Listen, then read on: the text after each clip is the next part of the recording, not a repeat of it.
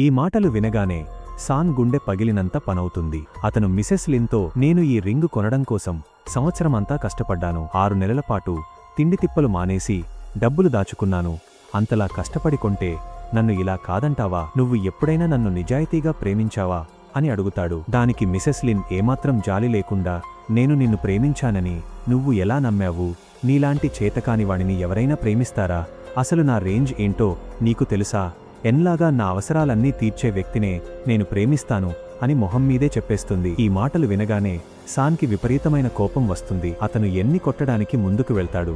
కాని ఎన్ అతనిని బలంగా తన్ని కింద పడేస్తాడు. నన్ను తాకడానికి నీకెంత ధైర్యమని గరుస్తాడు. ఆ తర్వాత వాళ్ళిద్దరూ సాన్ని ఘోరంగా అవమానించి అక్కడి నుండి నవ్వుకుంటూ వెళ్ళిపోతాను. వాళ్లు వెళ్ళిపోయిన తరువాత సాన్ బాధగా తన వస్తువులన్నింటినీ సర్దుకుంటూ ఉంటాడు. అప్పుడు తను తినడానికి తెచ్చుకున్న ఫుడ్ చూసి ఇలా అనుకుంటాడు, నేను ఈ అమ్మాయి కోసం నా సర్వస్వం వదిలేశాను.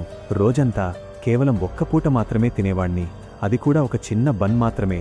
కాని తను నన్ను ఎప్పుడూ ప్రేమించనే లేదు అని బాధపడతాడు. కరెక్ట్గా అదే టైంలో అక్కడికి ఒక ముసలి బిచ్చగాడు వస్తాడు. అతను సాన్ దగ్గరున్న తిండిని చూసి, అబ్బాయి ఒక్కడివే తినకూడదు, ఇవ్వు, మనమిద్దరం కలిసి తిందాం అని అడుగుతాడు. ఆ మాట వినగానే శాన్ ఆ ముసలి ఆయన దగ్గరకు వెళ్లి కూర్చుని, మన ఇద్దరి పరిస్థితి ఒకటే పెద్దాయన, ఎందుకంటే ప్రస్తుతం మనమిద్దరమూ పేదవాళ్లమే, ఆకలితో ఉన్నాం. కాబట్టి రా, ఈ బన్ను ఇద్దరం షేర్ చేసుకుని తిందామని చెప్తాడు. ఇలా అంటూ అతను ఆ బన్ను తుంచబోతుండగా ఆ ముసలి ఆయన అతన్ని ఆపి, ఆగు, నువ్వు చాలా అమాయకుడివి, మంచివాడివిలాగా ఉన్నావు.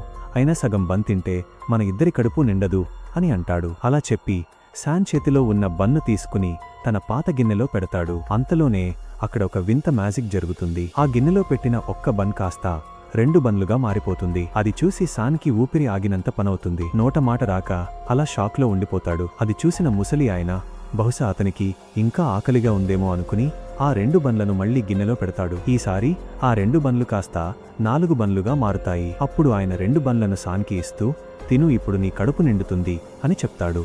ఈ వింతను చూసి శాన్ మైండ్ బ్లాక్ అయిపోయేలా ఆశ్చర్యపోతాడు. అసలు ఏం జరుగుతుందో అతనికి అర్థం కాదు.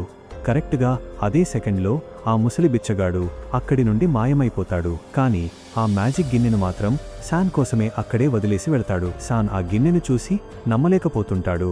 మరి ఆ తర్వాత ఏం జరిగిందో తెలుసుకోవాలంటే కామెంట్ బాక్స్లో పార్ట్ 3 అని టైప్ చేయండి. వీడియో నచ్చితే లైక్ చేసి మన ఛానల్ని సబ్స్క్రైబ్ మరియు ఫాలో చేయండి.